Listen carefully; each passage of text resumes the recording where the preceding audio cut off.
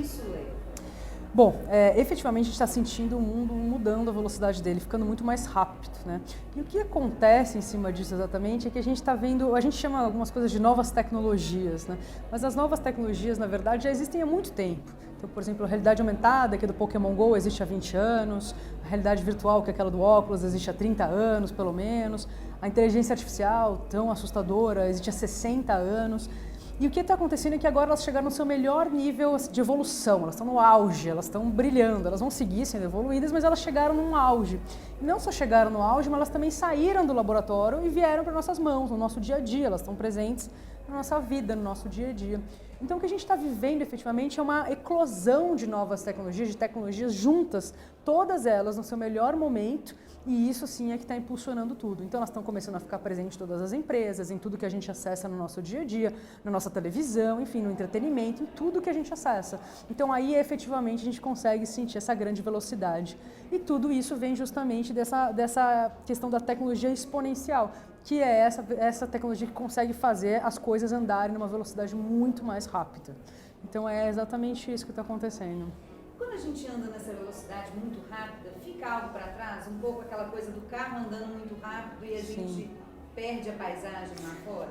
A gente está num momento de transição, é como se estivesse num pé em cada lugar. A gente está num pé nesse tal de futuro meio diferente que a gente não conhece e um pé normal atrás na nossa vida que a gente sempre teve.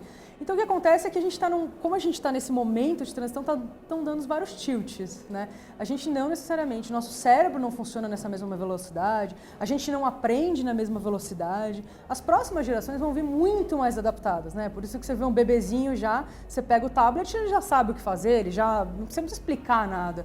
A gente pega um tablet, eu preciso entender, preciso olhar, preciso talvez até buscar um manual. Então, assim, as novas gerações vai ser mais natural tudo isso para eles. Mas a gente mesmo, e o nosso público, aqui com quem a gente está falando, está com um pezinho em cada lugar. Então, a gente vai ter, sim, pessoas que vão sair um pouco mais na frente, que têm mais acesso, pessoas que têm menos acesso vão ficar um pouco mais para trás nesse momento. É possível recuperar. A gente mesmo vai ver gerações mais velhas se sentirem mais fora deste novo mundo, porque são pessoas que, enfim, viviam numa situação completamente diferente. Então, esse miolo que a gente está meio complicado, está meio bem heterogêneo. Mas a ideia é que daqui para frente a gente comece a ter pessoas mais adaptadas a isso. Mas não podemos deixar de cuidar das pessoas que estão vivas hoje, né? Então essa é a grande preocupação. A gente está cuidando de duas coisas: impulsionar o mundo para uma coisa melhor, futuro e etc. E cuidar das pessoas que precisam aprender a lidar com essas transformações. E na prática, como é que a gente faz? Assim, é isso que você falou, né? O menininho, a gente fala que até vem com chip, né? Porque ele já... Essas pessoas, por exemplo, esse público, ainda que seja um público jovem, é um público que fez concurso para um banco, aquela coisa que você imagina que vai ficar para sempre e tal. Esses dois P's, assim, a ideia do artesão no início da era industrial, né? Assim, o que eu faço com isso? Como é que na prática a gente que é mais velho, que não veio com chip, pode se adaptar a esse mundo? Eu acho que é bem interessante isso. Quando a gente entra nesse papo, a gente fala bastante sobre o universo do futuro do trabalho também. O futuro do trabalho, a gente tem normalmente dados assustadores, né? 50% dos postos vão deixar de existir até 2030. Enfim, a gente começa a ficar com esses medos. Os robôs vão substituir as pessoas, a tecnologia. Mas o interessante da gente entender é, sim, faz sentido a tecnologia substituir humanos em situações, em trabalhos, em posições extremamente mecânicas, repetitivas. Por quê? Porque o ser humano também não precisa mais ficar fazendo esse tipo de coisa. Legal. E aí, o que a gente faz? O que vai acontecer é que, de outro lado, vão surgir outras questões que nós, seres humanos, precisamos. Então, o futuro do trabalho, e obviamente tem a ver com essas gerações menos adaptadas a todas essas mudanças também, ele tem muito a ver com as questões mais humanas. Então, quanto mais a tecnologia evolui, mais interessante é o nosso lado humano prevalecer. Por quê? O que são profissões do futuro, por exemplo? Cuidadoras de idosos. Eu quero que uma pessoa cuide do meu avô, da minha avó, porque ele entende, porque ele cuida, e não um robô que vai estar conversando com ele.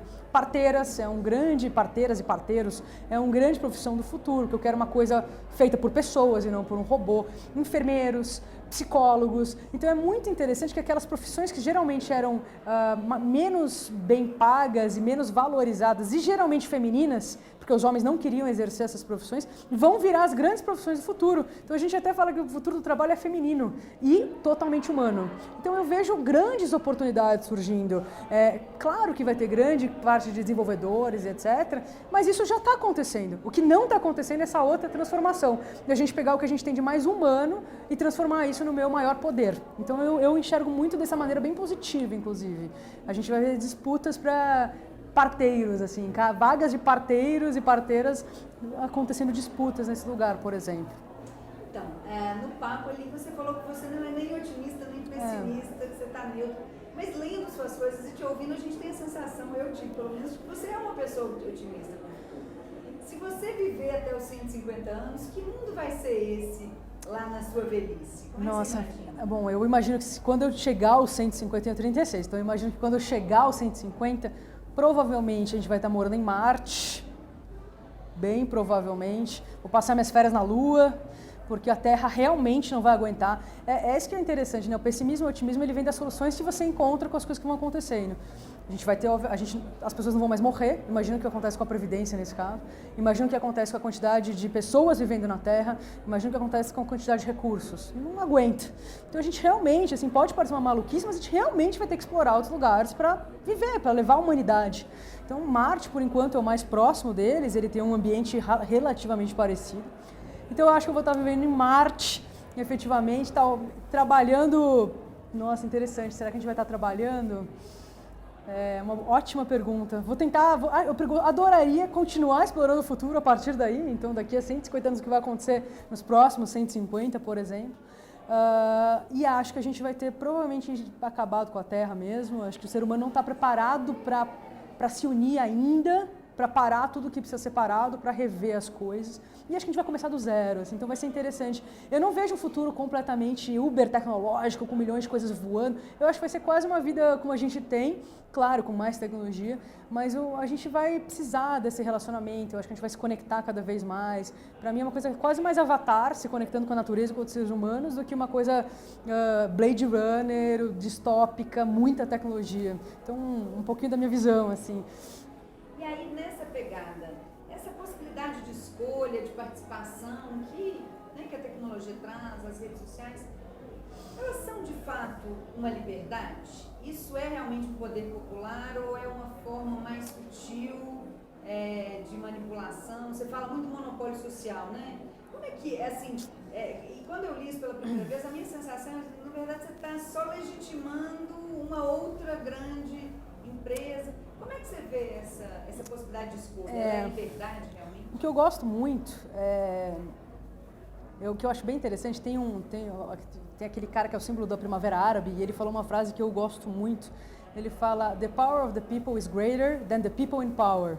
Então, assim, o que significa isso? Significa que, basicamente, ele está dizendo que quando a gente se junta, a gente é infinitamente mais poderoso do que as poucas pessoas que estão no poder. E leia-se poder, grandes indústrias, né? Hoje a gente tem um Facebook é poder, um Google é poder, um governo efetivamente é poder, uma instituição religiosa é poder, no Brasil futebol é poder. Então a gente leia-se tudo isso. E eu concordo com essa questão, eu acho que a gente tem que entender isso, porque a gente é muito passivo, principalmente no Brasil. O brasileiro é muito passivo.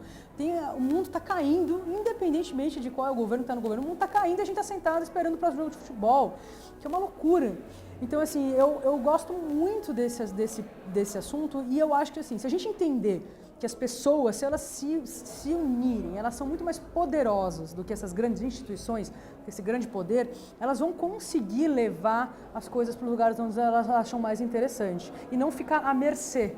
Então, eu realmente acho que as redes sociais, elas, de novo, são nossa culpa. É porque eu leio, eu não checo, eu passo para frente o fake news. É minha culpa. As pessoas não estão mais interessadas em informação, ela lê ali, o título e passa para frente. De novo, é nossa culpa. Então, assim, tem um limite de onde eles conseguem agir. eles agem 1%, 99% é com a gente, assim, sabe? Então, cara, eu vou plantar um negocinho aqui de 1%, mas vou ficar bem tranquila que o pessoal vai espalhar esse resto aí de 99% para chegar no fake news 100% ou, enfim, alguma questão manipulável. Então, eu acho que as pessoas têm que ter consciência. Falar de futuro é falar de consciência, do seu papel, do que você pode, do que você não pode, dos seus direitos, do que você da questão ética. A grande preocupação do futuro é ético. Então, eu acho que quando a gente despertar, e as pessoas não despertaram ainda, talvez em alguns lugares um pouco mais, em alguns lugares menos, no Brasil acho que muito pouco, quando as pessoas despertarem, elas vão entender o poder que cada uma delas como indivíduos tem e que juntos é infinitamente maior, e aí a gente vai conseguir reorganizar esses valores que estão muito errados hoje, né? Então, isso é um pouco da história do monopólio social. E aí eu vou insistir na pergunta do como, assim. Eu sei que, claro, se tivesse uma solução fácil, ela já estava... Mas como gerar essa consciência? Sim. Num mundo em que cada vez você está mais preocupado com o seu umbigo, é aquilo que o cara, né, um rapaz ali falou, se não afeta o meu posto e não é problema meu. Mais uma vez, eu acho que isso é uma questão das gerações anteriores, assim, né? Da minha para trás, assim, ainda a minha está dentro. Eu sou millennials são...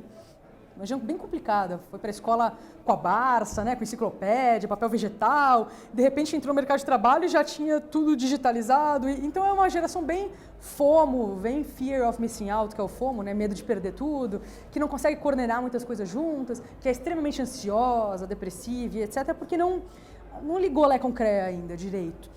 Mas as novas gerações, elas são bem interessantes, elas estão tirando esse lugar do individual, de pensamento individual, minha carreira, meus filhos, minha saúde, minha casa, meu carro, e eles estão entrando nesse pensamento totalmente coletivo. E esse coletivo, ele tem a ver com, vamos todo mundo fazer junto, eu tenho uma ideia aqui de um projeto, uma empresa, eu vou jogar para o ar, vou convidar todo mundo para se plugar. Quando todo mundo que se pluga, que puder contribuir, esse negócio explode. As manifestações de 2013 foram isso. Não importava não importa quem foi a pessoa, o centro que fez aquilo acontecer, a gente nem sabe quem foi.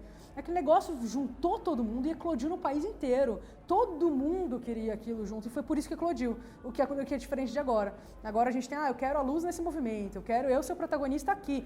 Quando você tem o protagonismo, de pessoas desejando o protagonismo, isso não acontece.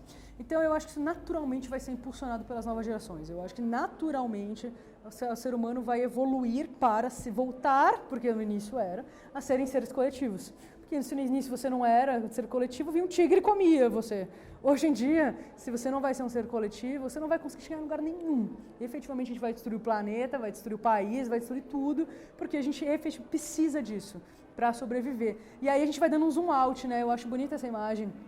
A gente para de ser grupos, a gente para de ser, sei lá, paulistas, né, e brasileiros, ou, enfim, pessoas negros, brancos, ou católicos, judeus, enfim, você para de ser isso, e você vai dando um zoom out tão grande que você chega a ser terráqueo.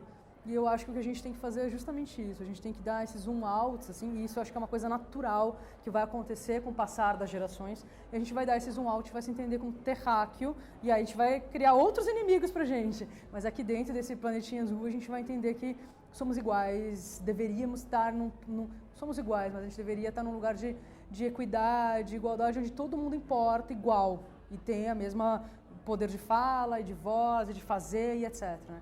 Assim, eu acho que é um tempo ainda para isso acontecer, um belo tempo, mas eu acho que vai ser um movimento bem impulsionado pelas novas gerações. Sinceramente, eu acho que não tem nada muito forçado que você possa fazer. Assim. São muitas gerações ao mesmo tempo. Numa empresa você não consegue... Nessa sala, se a gente discutir política, a gente não vai chegar em lugar nenhum. Então eu acho que é bem complexo ser forçado. Acho que vai ser um movimento natural, apanhando muito também. As pessoas vão apanhar muito e apanhando muito elas vão acordando, vão tendo pequenos despertares. Eu vejo um pouquinho dessa maneira, assim, acho que não tem um passo de mágica, não. Legal isso. Me pareceu quase um movimento de fé aí nessa eu acho que tem um pouco, mas é que eu acho que é uma fé que a gente que tem que empurrar, sabe? Eu acho que tem que falar sobre isso, a gente tem que discutir isso, eu acho que a gente tem que mostrar os dois lados. Essa coisa da empatia não é à toa que ela aparece tanto hoje em dia, né? Cara, se eu não te entender o seu lado, como é que eu vou conversar com você? Tem que entender o seu ponto de vista para poder colocar o meu. E as pessoas não fazem isso, elas vomitam o ponto de vista delas e fecham o ouvido para o outro lado, né? Então é isso, por isso que eu vejo essas evidências de que as pessoas estão começando a se abrir para essas mudanças, sabe? Devagar. Para finalizar, você falou, né, que as novas tecnologias elas não são tão novas assim. Existem novas tecnologias Ou se não, que nova tecnologia dessas mais antigas você destaca como fundamental para esse futuro próximo aí que a gente está discutindo? Eu acho que sem dúvida existem novas tecnologias, muitas novas tecnologias, surgem todos os dias novas tecnologias, então vão continuar aparecendo. Exemplo, eu estudei futuro e futurismo em Israel, por exemplo. Tive aula com uma professora na faculdade que eu estudei. Ela criou um negocinho que chama Organ in a Chip, que é de verdade, uma plaquinha de plástico que simula um órgão. E esse órgão você consegue usar essa simulação, toda a parte como se fosse um pedaço de um órgão. Ele simula numa plaquinha plástica super barato. Você consegue usar ele para fazer toda a parte de testes de remédios e substâncias. Então, com essa coisinha muito simples, você não precisa mais fazer nunca mais testes em animais, por exemplo. Muda uma indústria inteira. O cannabis agora virando uma coisa grande, provavelmente a indústria do plástico vai sofrer muito porque acabaram de descobrir uma forma de transformar a planta de cannabis em um novo plástico que se dissolve em 7 dias. Um plástico demora décadas para se dissolver. Então eu acho isso bem interessante. Quanto mais essa tecnologia, sem dúvida, vão surgindo novas todos os dias e vão destruindo velhas instituições. E eu amo isso, é isso que eu tenho mais tesão. Porque aí força a velha instituição a se tornar uma nova instituição, vai empurrando para que ela tenha que se renovar para não morrer. E aí ela vai se renovando de uma maneira melhor, mais positiva para o mundo e para as pessoas também. Então eu acho que é um ciclo virtuoso que vai se formando. Uma coisa pequenininha empurra uma grande e ela se torna uma coisa interessante. Indústrias de alimentos todas focadas agora em alimentos mais orgânicos, menos industrializados, mais saudáveis. Isso nunca aconteceria se não tivessem as pequenas empresinhas criando tecnologias, hambúrguer sem carne, por exemplo. Maravilhoso, as grandes indústrias estão começando a comprar para fazer isso em grande escala. Então eu acho que é legal, são pessoas, quando são pequenas empresas, startups, são pessoas, são 5 pessoas numa garagem que empurram as grandes corporações para gerar uma mudança positiva. Então estão todas essas pontinhas que eu acho que vão acabar gerando essa grande transformação no ser humano, ó, eventualmente, né? E no nosso, enfim, no nosso dia a dia também. Muito legal. Daniela, algo mais que você acha que é legal a gente destacar, sobretudo para esse público, Sim. O servidor da Caixa, o cara jovem que está aqui nesse mundo em transformação? Cara, eu acho que assim, a oportunidade está aí. Se você quiser agarrar ela, no YouTube, basicamente você consegue aprender sobre qualquer coisa, seja uma coisa manual, seja uma coisa, enfim, de ciências, de física, de tudo. A informação está aí também. Eu acho que, assim, de verdade, tem o fundador da Singularity University, que é a universidade do Google com a NASA de futuro, ele fala, a gente está vivendo num momento extraordinário, we are living extraordinary times. Eu acho que a gente tem que abraçar isso e saber que cada um tem o poder de gerar uma mudança absurda e não ficar sentado esperando alguém causar essa mudança para você. Então, cada um é responsável por uma pequena ou grande mudança individual. E se todo mundo tiver essa mentalidade, as coisas vão caminhar muito mais fácil e muito mais rápido também para lugares onde as pessoas gostariam que elas fossem. Acho que é um pouco disso, assim. Acho que é dentro da empresa e fora da empresa. Isso não significa que você tem que sair de nenhum lugar. Se você quer mudar o seu dia a dia, você está preocupado com o que vai acontecer com os caixas, vai lá e cria um programa para ajudar os caixas a pensar o que deveria ser deles. E não ficar reclamando, o que vai ser dos caixas? Senta aí tua bunda e resolve, né? E pensa, e tenta desenhar alguma coisa, e aí você leva e você mostra esse teu projeto. Então eu acho que aí, eu chamo as pessoas para fazerem contigo. Eu acho que assim, vai lá e faz, assim, acho que realmente tem esse negócio. E a tecnologia não é nem boa nem ruim, ela é neutra. As pessoas que definem o caminho que ela vai. Então, tomem a dianteira para definir um caminho bom, né? Para muita gente e não só para você. Eu acho que são um pouco dessas duas coisas, assim, bem humano e mais uma coisa mais tecnológica.